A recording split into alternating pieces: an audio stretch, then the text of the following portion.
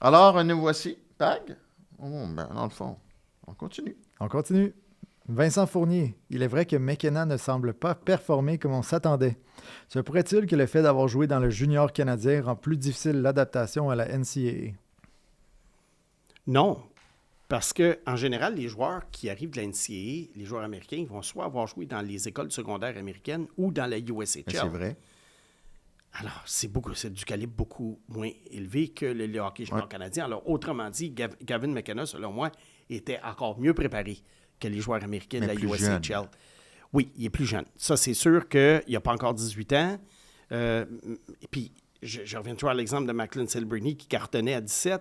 Mais Macklin Celebrini, c'est Macklin Celebrini. Oui, mais McKenna, on disait que c'est le prochain McDavid. McKenna, on disait que c'est le prochain McDavid. C'est pour ça que les attentes sont très élevées. Moi, je te dirais que McKenna, là, il y a des super beaux flashs. Si tu regardes juste ses faits saillants, tu vas dire, ben, mon Dieu, McKenna, il joue super bien. Mais si tu décortiques son jeu, tu te rends compte que c'est un joueur qui n'a peut-être pas toujours le niveau d'effort, mais pas toujours l'effort requis. Il joue en périphérie. Et n'oublions pas une chose. Les nouvelles mensurations officielles le donnent à 5 pieds 11, 170. Et veut pas, si tu prends ça de façon vraiment cartésienne, ça demeure un ailier de 5 pieds 11. On ne parle pas d'un centre de 6 pieds 2 ou de 6 pieds 4. On parle d'un ailier de 5 pieds 11. Peux-tu grandir encore un peu?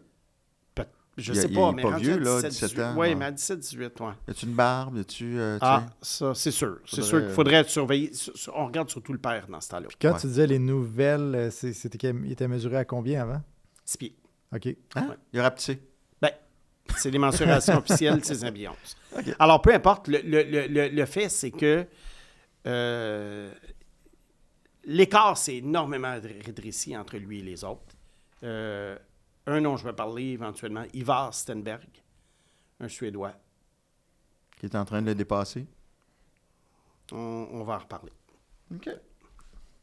Jean Morin. Mon fils de 11 ans, grand fan des Rangers à mon grand désarroi, aimerait entendre parler de Noah Laba, choix de 4e tour en 2022. Est-ce que le Snake l'avait évalué à l'époque et quel jugement fait-il de son développement? Oui, vas-y. Non, mais moi, c'est parce qu'à 11 ans, je pense qu'il est encore temps pour le remettre sur le droit chemin. Ah non, pas du tout. Tu l'envoies à sa chambre, tu le prives de cadeaux à Noël. Non. Puis, quoi? Non, moi, j'aime le fait qu'un jeune de 11 ans ne suit pas nécessairement ce que son père lui dit de faire en fait de fandom, là, comment on dit ça en français? Partisanerie. De partisanerie. Écoute, je suis parfaitement d'accord avec toi. Je faisais juste... J'aime beaucoup le fait qu'il ait ses propres opinions, il ait sa propre équipe. Bon. Oui. Mais peut-être pas les Rangers. Ben, c'est ça. Les Rangers, peut-être pas, là, mais... Les Sharks, ça aurait été bien, les Ducks, là, OK. Ça, je vais y parler, là, puis je vais essayer de le convaincre. Un beau chandail orange, si tu avais un fils de 11 ans qui prenait pour les Rangers de New York, tu vas me dire que tu ne le mettrais pas dans sa chambre. Non, mais dans sa chambre, par exemple, je mettrais les superbes chandails des Ducks et des Sharks au mur. Voilà. C'est ça. Fait que, bon, pour en venir à là-bas, choix de 4e tour en 2022, ça, c'est un gars qui, à sa première année d'admissibilité en 2021, n'avait pas été repêché. Il jouait dans la USHL. Là-bas, là. Il n'est pas passé dans le Dallo, Mathias. Chuck Horry. Hey, ça prend tout un pouvoir de concentration pour travailler sur ce show-là. Puis je pourrais te chanter là-bas. Mais je vais... Dancing par respect pour nos auditeurs. Oui, par respect pour le fils de Jean, qui veut en savoir sur Noah là-bas. Il ne veut pas entendre tes jeux de mots. Parfait. Alors, Noah a été repêché en 2022 en 4e ronde par les Rangers et ensuite il est allé à Colorado College pendant 3 ans et a fait le saut avec les Rangers cette année, 5 points en 16 matchs. Bon joueur de soutien. Qu'est-ce que j'en pensais à l'époque? Bien, j'en pensais pas grand-chose parce que, puis je suis honnête, parce que pour moi, c'était un gars que je trouvais extrêmement travaillant, qui avait beaucoup tu sais, il avait beaucoup de guts, puis je veux dire, il était très impliqué. Mais des joueurs comme ça, il y en a beaucoup. Alors, comment deviner à ce moment-là que celui-là va ressortir du paquet 4 ans plus tard, puis va se retrouver dans la Ligue nationale? C'est pour ça que je dis que les joueurs de soutien, c'est difficile de les cibler au repêchage et de dire on va prendre lui, ça va être un bon joueur de soutien. Prends du talent. Puis à un moment donné, des Noah deviennent disponibles. Ouais. Puis si tu tombes sur un Noah en 4e ronde, bien, tant mieux pour toi. Ouais. Mais pour moi, à l'époque, c'était... Mais il a beaucoup progressé à Colorado College. Son développement a été exponentiel. Il a même été un bon marqueur. Regarde, une belle histoire. Puis moi, je peux pas reprocher quoi que ce soit à ce garçon-là. À 11 ans, mon idole, c'est le gardien Denis Héron. Fait que tu vois, regarde. Oui, mais il jouait pour le Canadien.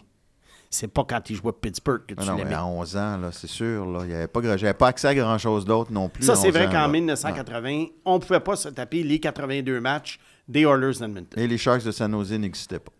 Non, et les Golden Seas de la Californie venaient de mourir. Voilà. Bon. Louise Croquepot.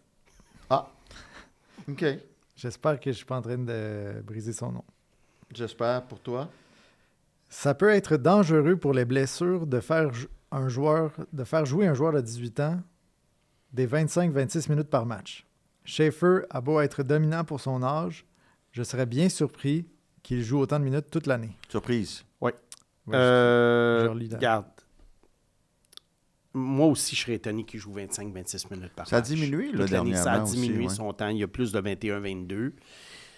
Toutes les recrues, particulièrement celles de 18 ans, aussi formidables soient-elles, vont frapper un petit mur à un moment donné. Alors, d'après moi, quand est-ce que ça va arriver pour Schaefer, je ne sais pas. Mais d'après moi, s'il frappe un mur, ça va être de très courte durée. Ça ne sera pas, mettons, ça va s'arrêter sec au mois de janvier, puis il jouera plus bien jusqu'à la fin de l'année. Peut-être que la pause olympique va lui faire du bien, comme ça avait fait beaucoup de bien à Lane Hudson l'année passée. Regarde, déjà, ce qu'il fait, c'est assez formidable. Est-ce qu'il va battre le record de Phil Housley de 66 points pour un défenseur recru de 18 ans? Il y a un pas. C'est du stock, 66 points à la défense à 18 ans. Fait que donc, la pause olympique, il va y avoir une pause olympique. Il ne jouera pas avec l'équipe olympique, c'est ce que tu veux dire? Oui. Ben oui, je pense pas que Schaefer joue aux Olympiques. OK. Ben, est-ce que tu penses que les dirigeants vont mettre un gars de 18 ans en défense? Évidemment pas, mais est-ce qu'il pourrait, Ils vont avoir de la misère est-ce qu'il pourrait être Ils vont considéré... avoir de la misère à mettre Celebrini. Ils vont le mettre en croquant dans un citron. En croquant dans... C'est un autre de tes jeux de mots, ça? Non, mais tu sais, croquer dans un citron, c'est vraiment pas drôle, là. Bon, ben je pense que Celebrini, là, on met ça un dépend joueur de des 18 ans. Non, parce qu'eux autres, ils ont probablement dans leur tête depuis 3 ans qui va être là. La hiérarchie de Hockey Canada est là. Les gars de 28 ans, 29 ans, etc., etc. Écoute, fait que toi, c'est même pas une question, ça se disait naturellement. De quoi? Qui jouera pas aux Olympiques. Moi, je pense pas qu'il choisisse. Écoute, si je me trompe, tant mieux, parce que j'adorerais le voir. OK. Mais je pense pas qu'il joue. Parfait. Bon. Patrick Poirier. Croyez-vous qu'un jour, qu'il pourrait y avoir un accord entre la LNH et la KHL qui permettrait, par exemple, à l'équipe de Zarovski de l'envoyer à Montréal avant la fin de son contrat, mais en échange, le CH leur enverrait un joueur comme Joshua Roy ou Sean Farrell, trop fort pour la Ligue américaine, mais qui n'a pas de place sur un top 6 dans la LNH? Je serais très surpris. Il n'y a pas grand accord de toute non, façon entre la LNH et la KHL. Soccer, ils font des prêts. Oui, c'est ça. Je pense que c'est plus des trucs de soccer que Patrick mentionne. Non, je pense que c'est pas demain la veille que ça va arriver. Les joueurs vont venir à l'expiration de leur contrat. Mais il y a déjà des joueurs comme Roy ou Farrell qui vont dans la KHL à un moment donné. Mais je pense que ça se fait organiquement, mais ça ne se fera pas nécessairement en temps qu'ils changent, entre guillemets. Et probablement que leur avenir est en Europe aussi, là, pour Roy et Farrell. Oui. Farrell, il est un typique joueur, mettons, pour la Ligue de Suisse, où il pourrait dominer, avoir une belle carrière, faire de l'argent. Roy, écoute, là. Roy, je ne sais pas. Je ne sais pas dans quelle ligue. Penses-tu qu'il va jouer régulièrement dans la Ligue nationale? Là, maintenant, là, rendu en novembre 2025, là, maintenant, je suis obligé de te dire non. Il y a eu une belle chance il y a 2 ans. Pascal Vincent, il le vante beaucoup. Évidemment, c'est son coach, là, puis on se dit toujours qu'il faut éviter les commentaires des coachs. Oui. Puis il ne peut pas non plus dévaluer la valeur d'un gars. Ben non, exact. C'est que normalement, là, regarde, je prends l'exemple de Gabriel Perreault. Gabriel Perreault est arrivé à 20 ans, on l'a envoyé à Hartford. Ben, il y a eu un point par match, ils l'ont rappelé. Joshua Roy est en sa 3e année, puis, tu sais, oui, il fait des bons jeux et tout, mais est-ce que tu peux dire que Joshua Roy, tu fais beaucoup le Rocket, toi aussi, est-ce que tu trouves qu'il est dominant? Non. Il fabrique rien. Pardon? Je trouve qu'il fabrique rien. Il est toujours à la remorque du jeu. Exactement. Et là, on parle d'un gars de 22 ans qui en est à sa 3e année. Mais encore là, On ne sera pas trop dur avec lui. C'est un choix de 5e ronde. Tu sais, des fois, on a l'impression qu'on tape sur des clous, mais ça demeure des choix de 5e ronde. Donc, à la base, c'était des long shots. Oui, mais il a fait Team Canada Junior, puis il a été rappelé, puis il a joué. Il était bon quand il a été rappelé, fait que c'est ça qui a gonflé les attentes. Oui, moi, quand il était à Sherbrooke, puis il avait eu ses 2 grosses saisons, j'avais des doutes, je l'avais dit, parce que c'est le rythme du jeu. Il faut que tu travailles fort dans la Ligue nationale, il faut que tu poursuives le rythme, puis il l'a fait les 20 matchs qui est venu. Il l'a fait, mais on dirait que ça ne s'est pas reproduit. Pierre Sénécal. Simon, quelle est votre évaluation de Tindy Lafournaise, jeune espoir de Lethbridge dans la WHL? Oui, Tyden Lafournaise, qui était une grande vedette du hockey mineur dans le 3A à Winnipeg. Lafournaise. Oui. C'est un autochtone? Oui, c'est un autochtone. C'est un joueur autochtone. Et il joue pour Lethbridge en ce moment. C'est un attaquant de 6 pieds. Il a 4 points en 16 matchs. Il a 16 ans. Il joue 12-13 minutes par match. Donc, il s'acclimate tranquillement pas vite. C'est un gars, je te dirais, c'est un gars qui, pour son âge, est très, très mature dans le sens que il joue extrêmement bien dans les 2 sens de la patinoire. C'est peut-être un grand marqueur dans le 3A. Là, cette année, ça ne paraît pas parce qu'à 16 ans, c'est très, très rare que ces gars-là vont partir en peur. L'an prochain, saison de repêchage pour lui. Je pense que c'est un gars qui pourrait faire un pas en avant et être repêché peut-être dans les 3 premières rondes s'il peut faire, mettons, un 25-28 buts l'année prochaine. Je peux-tu parler à Pag? Oui. Lafournaise s'acclimate. Non, je parle à Pag. On a le droit, des fois, de se parler. OK. Non, je te parlais pas.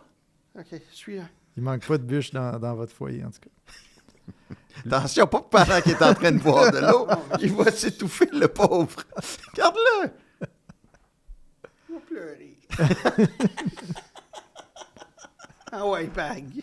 Ah ouais. OK, le train est en marche, le train vapeur. Louis-Étienne Sauvé, je me demande ce que le Snake pense de Daxon Rudolph. Un solide défenseur droitier, potentiellement un des meilleurs à cette position en vue du repêchage 2026. Oui, les fameux défenseurs de la Ligue de l'Ouest. Dont on va parler éventuellement. 6 pieds 2, c'est un joueur qui est un très solide patineur, un gars qui est extrêmement puissant dans son coup de patin très puissant. Il transporte bien la rondelle sans être nécessairement un magicien à l'attaque. Très bon défensivement, très bon pour se défendre contre les contre-attaques. Il a un bon bâton. Donc, je constate que c'est un bel espoir qui va probablement être repêché top 10. Qu'est-ce qui va arriver dans la LNH? Je ne sais pas, difficile à dire, mais ça devrait être un joueur de la LNH d'ici une couple d'années. Kevin Georges, Snake, le début de saison de la recrue Emmett Finney à Détroit est assez impressionnant pour un joueur qui semble sortir de nulle part. Est-ce un feu de paille? Aussi, qu'est-ce qui fait en sorte qu'il a été sélectionné en 7e ronde? Oui. Suite au gros début de saison de Finney, je suis retourné voir ses matchs à son année de repêchage. Très bien. Ça, c'est parce que là, tu le vois vraiment d'un autre œil, dans le sens que tu vois qu'est-ce qui est arrivé, puis tu te dis qu'est-ce qui s'est passé à ce moment-là. Bien, une des raisons pour lesquelles il est sorti loin, il est sorti 201e, c'est qu'il jouait pour une équipe qui était pactée à l'époque, entre autres qui avait Logan Stankoven, Fraser Minton, Olin Zellweger. C'est un club pacté. Donc, à ce moment-là, dans la hiérarchie, il était un joueur de soutien. Mais qu'est-ce qu'il montrait? Ben, il montrait qu'il était un bon joueur de soutien. Donc, alors, c'est pour ça qu'il est parti en 7e ronde. Ben, qu'est-ce qui s'est passé? Premièrement, c'est un feu de paille? Ben, il est parti en peur, excuse, mais est-ce que nécessairement ça va être un joueur top 6, ça, dans la Ligue nationale? En ce moment, j'ai mes réserves. Mais, regarde, il a fait la Ligue nationale à 20 ans, alors que bien d'autres se sont trouvés on dans ne la garde Ligue pas américaine. sur le premier trio nécessairement pour le reste de sa carrière. Pas nécessairement. Pas nécessairement. Mettons que j'ai encore des points d'interrogation sur ce gars-là. Est-ce que les jeux de mots te donnent le hockey ou c'est juste une impression? Non. Tout est beau. OK. Jordan Dubé.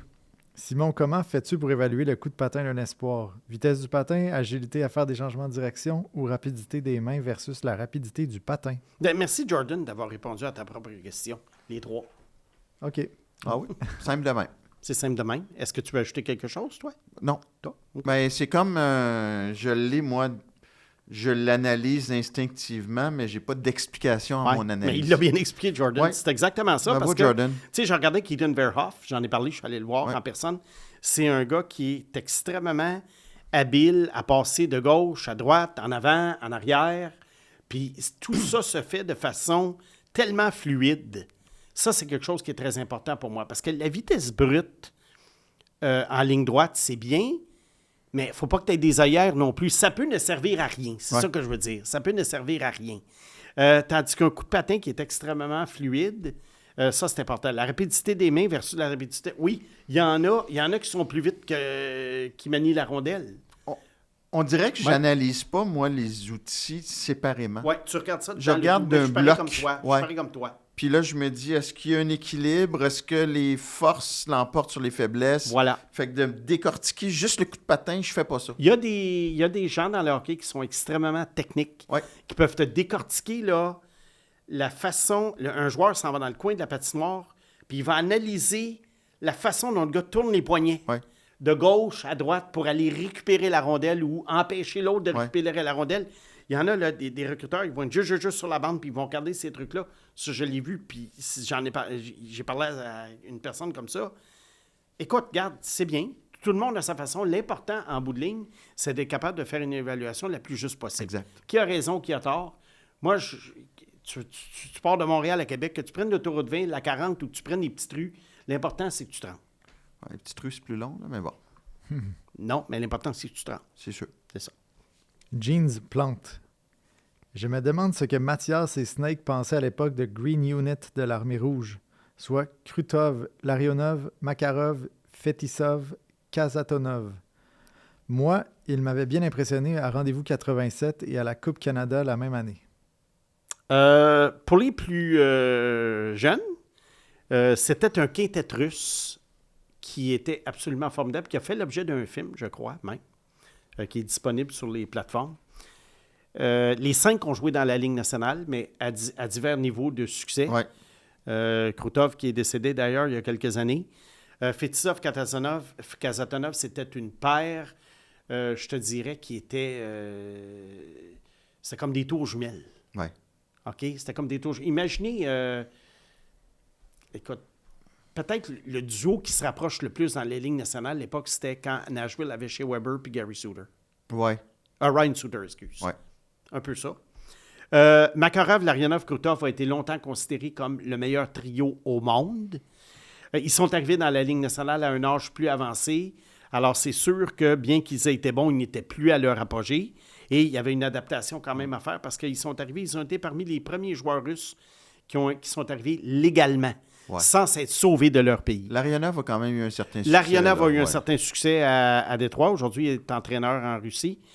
Et puis, Makarov avait gagné le trophée Calder. Les Red Wings de Détroit, à la fin des années 90, lorsqu'ils ont gagné la Coupe, ils avaient un quintet russe qui comprenait, je crois que Fetisov était là. Fetisov, Larionov était là. Et il y avait, Fedorov puis une couple d'autres. Konstantinov, qui a été impliqué dans un accident d'auto. Et c'était un quintet russe. On avait reproduit un peu ça. Et les Red Wings, c'était absolument incroyable, la circulation de la rondelle, comment ça se passait. Moi, c'est ça qui me frappait, là, histoire courte, comment la rondelle circulait. Et ces gars-là, justement, étaient là le fameux match de Patrick Roy, quand Patrick Roy lève les bras en 1995. Puis une semaine plus tard, j'étais dans un avion en direction de Denver pour couvrir le premier match de Patrick Roy. Et... par hasard ou c'était une commande? Non, on m'a envoyé là pour dire, Roy s'en va au Colorado, tu y vas. Mathieu Dandonneau, jouait pour les Red Wings. Martin Lapointe, jouait pour les Red Wings. Et Marc Bergevin. Était pour les Red Wings à ce moment-là. Bergevin, il a fait tous les clubs, mais il a joué 20 ans quand même. Alors, OK. Bergevin était pour les Red Wings cette année. Vérifie, mais je suis pas mal sûr. Intéressant. Pas mal sûr. Je vais vérifier pendant que tu lis l'autre question, Pac. Le lapin qui pond des œufs. Ah, tiens. On dit toujours de ne pas repêcher selon ses besoins, mais le meilleur joueur disponible. N'aurait-on pas été mieux de repêcher Logan Cooley, qui semble avoir un plafond plus élevé que Slav, pour ensuite échanger un petit joueur comme Caulfield, par exemple, ou même Suzuki, ou Cooley lui-même, contre un des joueurs qui aurait une plus grande valeur que Slav? En passant, Mathias, Marc Bergevin a joué 1 an à Détroit. C'est cette année-là. Et c'est cette année-là. Ouais. Bravo, tu as une mémoire phénoménale. Si tu me permets de répondre. Vas-y. À ce moment-là, au moment du repêchage, le Canadien pensait que Slav était le meilleur joueur disponible. Oui, c'est ça. Parce qu'il avait des outils, il était gros et tout ça. Cooley, on avait certains doutes sur son jeu défensif. Ouais. Fait que là, après. Puis c'était pas un physique très imposant non plus. Puis tu sais, on peut pas dire non plus que c'est un vol. Cooley est un vol en ce moment par rapport à Slav. C'est deux joueurs différents qui apportent des choses différentes. Non, c'est Cutter Gauthier le vol. Ah, il joue là, Ouais, Cutter. ouais. Mais lui aussi avait certains doutes. Tu sais, c'était pas. Ben moi, j'en avais pas, là, Mais tu l'avais pas promis non plus. Je l'avais 2. L'avais-tu? Non. Je l'avais 2, Gauthier. Ah oui? Oui, je l'avais 2. Ah, une chance, j'ai dit baisser l'autre. Là. Ah, fatiguant avec celui-là. Bon. Il est très bon, d'ailleurs. En tout cas, ça fait. On parle de Connor Il va Geeky en peut-être jouer passant. avec. On parle de Connor Geeky. Il vient à Laval là, le 19 là, novembre. Là, vas-y, Bon. vas-y, il va jouer. Bon. Écoute, on va avoir des belles visites à Laval. Oui, Logan continue. Mayou, Connor Oui. Geeky. Continue, Pac. Question de gros lard avec un cul. Écoute là, c'est quoi ces noms-là? Toi, tu choisis-tu les questions pour les noms? Mais non, mais j'adore Mais ça. non, mais je veux que les J'avais gens... bien pris Snake 70, moi, sur ton Ouais, mais blog. toi, t'es spécial. C'est bon. Les gros lards, il a besoin d'être bonne, sa question, là.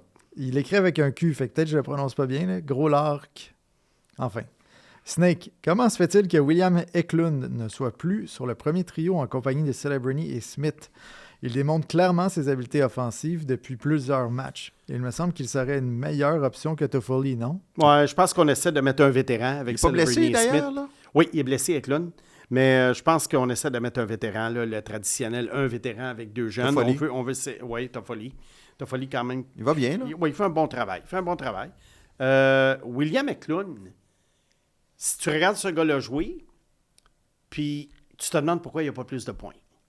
Il est vraiment, vraiment dangereux. C'est vraiment un gars... Tu sais, il est plus dangereux qu'un gars comme Smith, mais Smith est plus opportuniste. Alors, moi, j'adore William Eklund. Et puis, pour les Sharks, ça fait... regarde, c'est un atout à très long terme. Geoffroy Massicotte. Que pensez-vous de l'échange de Lucas Reichel pour un choix de 4e ronde en 2027? Ça semble un vol étant donné qu'il a été repêché 17e au total il y a peu de temps en 2020 et qu'il avait 4 points en 5 matchs en ce début de saison. Pouvez-vous le comparer à des choix similaires comme Bolduc, Newhook, Goulet et Caulfield? Il y a combien de points, là, à Vancouver? Il y a un point en 9 matchs. Bon, vol, pourquoi? Ouais. Non, mais regarde, c'est que il était bien parti à Chicago, mais Luca Reichel, c'est un joueur extrêmement décevant dans le sens que le manque d'effort est flagrant. Et c'est pour ça que Chicago s'en est débarrassé pratiquement pour pas grand-chose. C'était un 17e choix en 2020. Ça, c'est l'année de Tim Stützle et il jouait avec Tim Stützle et JJ Peterka, d'ailleurs, pour l'Allemagne. Et c'était facilement le moins bon joueur des trois. Puis, on peut mentionner que Goulet a été repêché 16e. Oui, Bolduc avait été repêché cette année-là. Newhook avait été repêché... non, Newhook 2019. L'année d'avant. Ouais. L'année d'avant, c'est ça. Cole Caulfield, 2019 aussi. Je pense qu'on ne peut pas mettre Reichel dans la même phrase que les trois attaquants, le Bolduc, Newhook et Caulfield. Puis d'après moi, non, mais attends, là, c'est pas la même année. C'est l'année de Goulet, là. Non, mais c'est l'année de Goulet. Mais je pense que ce que M. Geoffroy veut faire, c'est simplement prendre des gars qui ont été repêchés à peu près au même rang, à peu près à la même époque. Alors, Luca Reichel, là, oubliez ça. Ça va être un retour en Allemagne d'ici un an ou deux. Chewy, 62-78. Moi, là, ça, c'est comme les jeux de mots. Là, j'ai le goût de pleurer. Regarde, les gens sur YouTube, ils ont le droit de mettre le pseudo qu'ils veulent. Okay? Ouais, le prochain, ça va être Chewbacca 1082. Liberté d'expression dans la mesure où il n'y a rien de dégradant ou de Oui, mais vulgaire. juste savoir qui nous parle. Mais oui, mais s'il vous plaît, pour plaire à Mathias, nommez-vous au moins dans la question. Oui. Regarde, Signez est-ce la qu'on question. peut arrêter de perdre du précieux temps Non. pour répondre Non. aux plus de questions d'auditeurs possibles? Moi, je suis pro-auditeur. Je Vas-y, suis Frank. pro-non. Pro-non. Oui. Ah. C'était même pas Ben, je voulu. suis tanné, là. Je suis tanné. Ok. M'en avoir besoin C'était même pas voulu. besoin d'une bonne bière tout à l'heure. Vas-y, Pac. Snake, qu'est-ce qui fait que tu peux dire que Kapanen n'est pas au-delà de tes attentes après 10 matchs? Mais revoir ta prédiction de générationnel sur un joueur de 17 ans comme McKenna qui s'adapte à une nouvelle ligue. Oui, j'aime une question comme ça parce que ça a l'air de totale contradiction. Oui, absolument. L'idée, c'est que Gavin McKenna est en pleine progression et le fait que je l'ai remis en question, ce n'est pas à cause de ses matchs à Penn State. Ça a commencé l'année passée quand je l'ai vu en personne à la Coupe Memorial. Donc, c'est ça la nuance. Tu l'aimais bien quand même, non? Oui. Mais t'aimais l'avoir vu. T'étais content de le voir. J'étais content de le voir. Ouais. Puis c'est là que j'ai perdu mon étiquette de générationnel pour lui. Quand je l'ai vu en personne, même s'il était bon, j'ai perdu mon étiquette de générationnel. Alors que Kapanen, lui, moi, j'ai fait une prédiction sur Kapanen, je vis avec et je ne la revisiterai pas à tous les 10 matchs. Tu vas la revisiter quand? Kapanen? Oui. Le jour où le Canadien mettra quelqu'un d'autre que lui avec Demidov et qui va se retrouver sur un troisième trio. Okay. Là, je revisiterai. C'est correct. Voilà. Luigi, le cheval Bono. Non. Ça se peut que ce soit son nom, Luigi Bono. Le cheval. Mais c'est son... Il y a trop d'animaux. Là, on dirait qu'on est dans une... OK, vous me réveillerez. Une animalerie, là. Réveillez-moi. Ça prend bien un serpent pour choisir des noms d'animaux. Mathias, réveille-moi quand tu vas arrêter de t'indigner pour des affaires tellement futiles. Non, aujourd'hui, c'est pire que jamais. Ah, t'es fatigant. Let's go, Pack. Plusieurs disent que la vraie valeur de Slav se verra en série et que son gabarit fera la différence contrairement à un joueur plus léger comme Cooley qui lui semble pourtant se projeter comme un centre numéro 1 dans la LNH. Est-ce que c'est vraiment ça? Autrement dit, toutes choses égales par ailleurs, préféreriez-vous avoir un joueur du style Tom Wilson plutôt qu'un Stützle en série ou dans le même esprit, un Slav plutôt qu'un Cooley? Et considérant la faiblesse du Canadien au centre, lequel des deux profiterait le plus à l'équipe selon vous? Oui, Slav Cooley, ça fait beaucoup jaser. Hein? Ben oui, c'est drôle quand même. Regarde, Tom Wilson, c'est tout cela. Ben moi, je pense pas que je tout cela. C'est un... Je pense pas que c'est un gars qui est faible physiquement là, en série. Je pense que c'est un gars qui est capable de jouer quand ça bardasse. Quand il plonge pas, oui. Oui. Mais je comprends la question de Luigi. Regarde, je pense que ça te prend tout. Si tu as juste des Tom Wilson, je pense pas que tu vas gagner la Coupe Stanley. Si tu as juste des Cooley, tu ne gagneras pas. Si tu as juste des Slav, tu ne gagneras pas. Je pense pas que Suzuki Caulfield serait aussi bon sans Slav. Regarde, on verra en série encore cette année.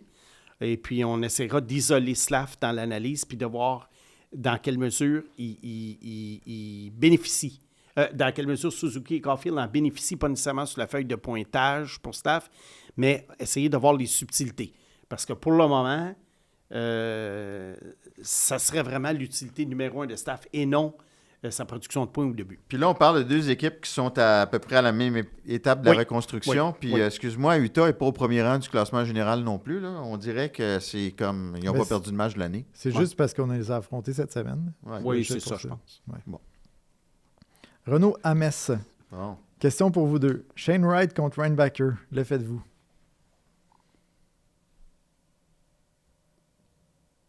Le silence est quand même significatif ici. Non, j'attendais que tu répondes, parce que moi, je sais ma réponse. Oui, regarde, étant donné l'incertitude qui entoure Reinbacher, je pense que je le ferais. Cependant, mes ententes envers Shane Wright ne seraient pas démesurées. Je pense que Shane Wright, c'est un bon centre de milieu d'alignement. Il comblerait quand même un trou parmi notre top 9 dont on parlait tout à l'heure. Mais en même temps, je vois pas un gros plafond pour Wright. Puis si Reinbacher n'est pas blessé, ben à ce compte-là, plafond pour plafond, regarde, je prends Reinbacher. Mais si Reinbacher continue à être blessé, ben là je prendrais Wright. Mais là, c'est un peu... Pour l'instant, moi, je le fais pas. Toi, tu le fais pas? Je garde un Reinbacher pour l'instant, même si tu es moins inquiet que moi pour Reinbacher, je suis pas prêt à le faire. Ça dépend peut-être pas pour Shane Wright, en tout cas. Parce que Shane Wright, il n'y a pas un super gros plafond, mais c'est un bon joueur. Moi, j'ai trouvé Reinbacher tellement bon en fin de semaine. Ah oui. C'est juste un match, mais il s'est vraiment grandement amélioré. Oui, il a bien joué. Il a bien joué. Nicolas Saint-Onge. Bonjour. Vous parlez souvent du mirage que donnent les tournois internationaux. Je comprends que le total de points est peu pertinent étant donné tous les matchs contre la Lettonie. Par contre, est-ce que l'analyse de la performance d'un joueur dans une finale Canada-USC ou bien contre la Suède ou la Finlande est un point d'évaluation important? Oui. Premièrement, l'évaluation, moi, des joueurs dans ces tournois-là, je ne regarde que les joueurs admissibles au repêchage. Un joueur de 19 ans au tournoi mondial junior, sa performance, écoute, ça ne m'intéresse même pas. Alors, maintenant, pour ce qui est des joueurs admissibles au repêchage, si c'est un joueur canadien ou américain, oui, je vais le regarder, je vais le considérer, mais ça demeure premièrement un match. Et deuxièmement, moi, j'aime mieux voir les joueurs évoluer dans leur habitat naturel, c'est-à-dire leur équipe, les gars avec qui ils sont habitués à jouer, dans la ligue dans laquelle ils jouent, etc. Par contre, si tu me parles d'un joueur de la Finlande qui joue en junior en Finlande, bien là, je vais accorder un petit peu plus d'importance parce que je me dis c'est la seule fois de l'année que je peux le voir contre des joueurs nord-américains. Mais un match demeure seulement un match. Ouais. Olivier Hamilton. Question pour le Snake. Est-ce qu'une équipe faite avec les 16 ans du Québec pourrait être compétitive dans la LHJMQ? Dans la USHL, on le fait. On amène le USNTDP 16 ans qui joue dans la USHL, mais la USHL, ça demeure la USHL. Et les 16 ans, en général, c'est difficile. Puis c'est normal. Même s'il y a des futures vedettes, ça demeure des joueurs de 16 ans. Je pense que le hockey junior, c'est une ligue de joueurs de 19 ans. Il y a des 20 ans également. Et aussi bon soit la QV des 16 ans. Alexis Joseph. Oui, et compagnie. Oui, je pense que ça serait extrêmement difficile sur une saison de 64 matchs parce qu'à un moment donné, tu veux pas, tu as des jeunes de 16 qui jouent contre des gars de 19 ans, soir après soir après soir, et que là, on obligerait les gars de 16 à jouer des 20-22 minutes par match, alors qu'en ce moment, on peut mieux gérer leurs minutes. Alors, je pense que ça serait difficile. Mon protégé, d'ailleurs, Zach Horvat, a compté son premier but. Oui, avec Gatineau. Oui. On aime ça.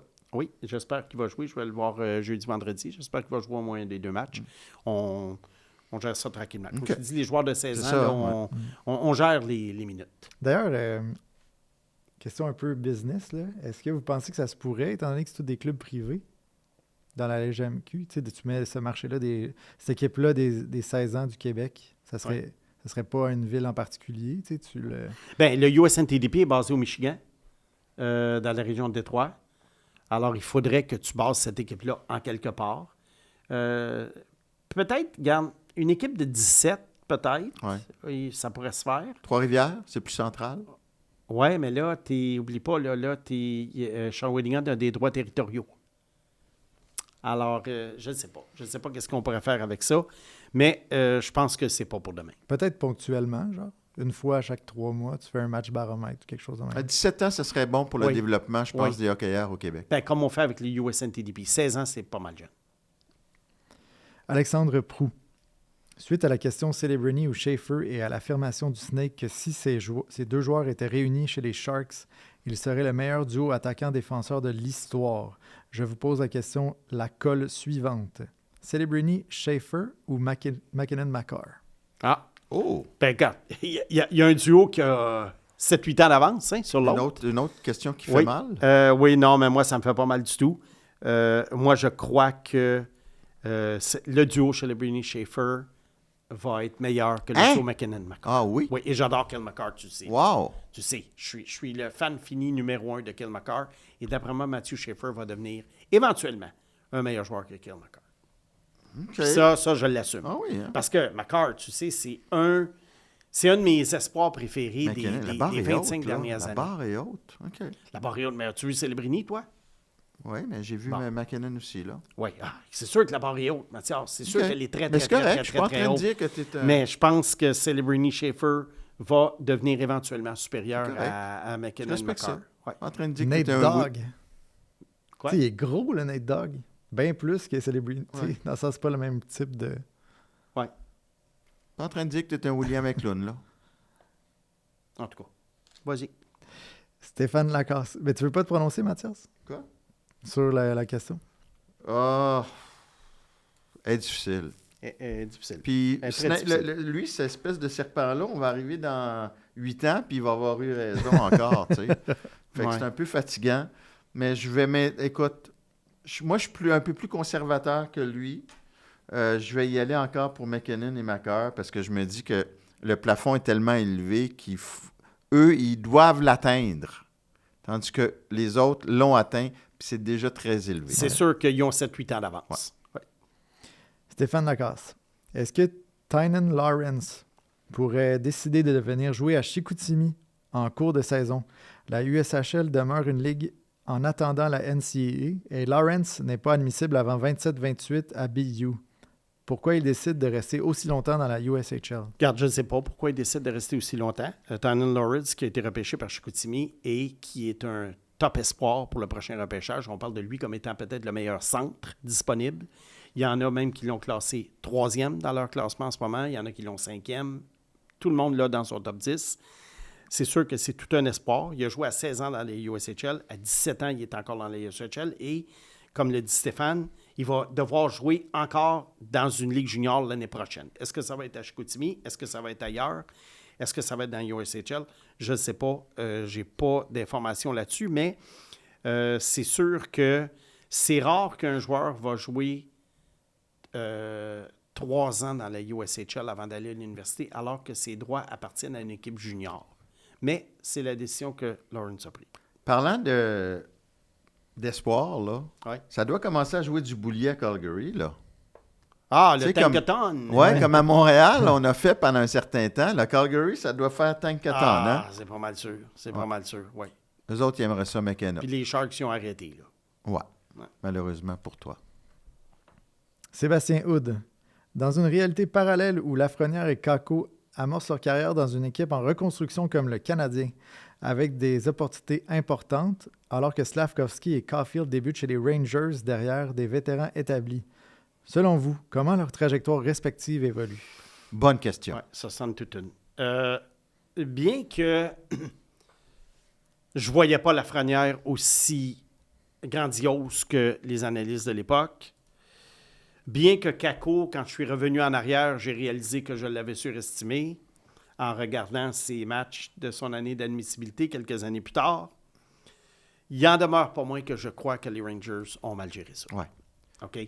Je pense que Lafrenière aurait dû jouer au moins sur un deuxième trio au moins à sa deuxième année, au lieu de le confiner toujours sur le troisième trio.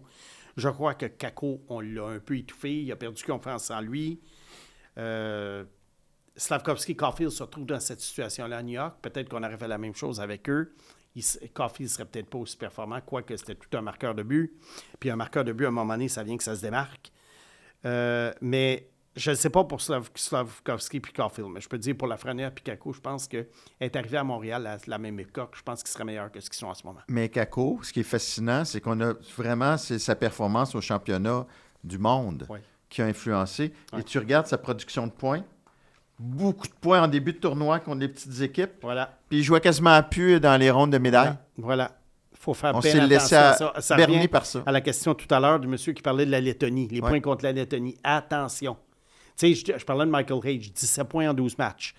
Oui, la réalité, c'est 10 points en 10 matchs. Il y a 7 points en 2 matchs contre une équipe vraiment qui n'a pas d'affaires là. Alors, c'est 10 points en 10 matchs, qui est très bien, mais il faut faire attention à ça.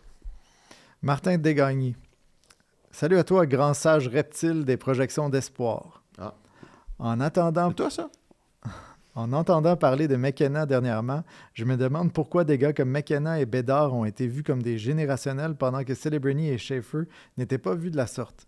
Pourquoi, selon toi, ces 4 joueurs surprennent ou déçoivent? Écoute, j'adore les questions. À chaque semaine, je reçois des questions, toutes des choses auxquelles je n'ai jamais pensé.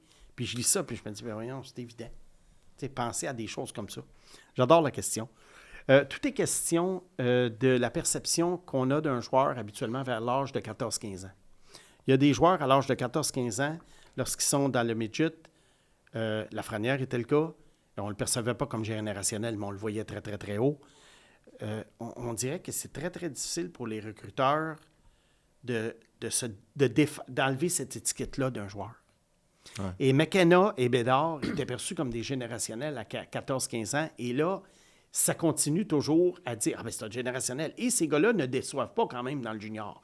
McKenna, Bédard, ils ont cartonné dans le junior. Donc, on peut comprendre pourquoi on garde l'étiquette, mais on se demande surtout pourquoi. C'est pas tellement que McKenna et Bédard aient gardé l'étiquette, c'est pourquoi on ne l'a pas donné à Celebrini et Schaefer. Ouais. Macklin Celebrini, il était archi-dominant dans la USHL. Il est arrivé à Boston, à l'Université de Boston. Chaque présence sur la glace, il provoquait quelque chose. C'était le joueur, j'avais dit... à l'époque, quand j'étais revenu, j'ai dit l'intelligence artificielle, s'il fabriquait un joueur, c'est Macklin Celebrini qui fabriquerait. Alors, mais Celebrini, à 15 ans, n'était pas perçu comme un générationnel. Matthew Schaefer, même chose, à 16 ans, il y a une saison relativement modeste dans la Ligue de l'Ontario. Alors, c'est une étiquette, d'après moi, qu'il faut que tu transportes pendant 2, 3, 4 ans. C'est très rare qu'on va te l'apposer à ton année de repêchage. Shane Wright? Même chose. Un autre qui avait été à 14-15 ans. Et la liste est très, très longue de joueurs qui ont été perçus plus gros qu'ils ne l'étaient en réalité à cause de ce qu'ils ont fait à 14-15 ans, alors que Celebrini, ou surtout Schaefer, c'est vraiment... Regarde, au mois de septembre-octobre l'année passée, pas grand monde l'avait premier. Mais à un moment donné, ça s'est développé. Puis au championnat junior, là, oups, Schaefer. Bien, messieurs, c'est tout le temps qu'on avait. Parfait. Merci, mon beau Simon. Désolé pour les quelques... Pourquoi tu t'excuses? Bon, Excuse-toi pas. Il est pas bien, là. On l'aime. Pag, Salut, messieurs. merci. Merci, les gars. Free Pag, Free Matt et Free Snake.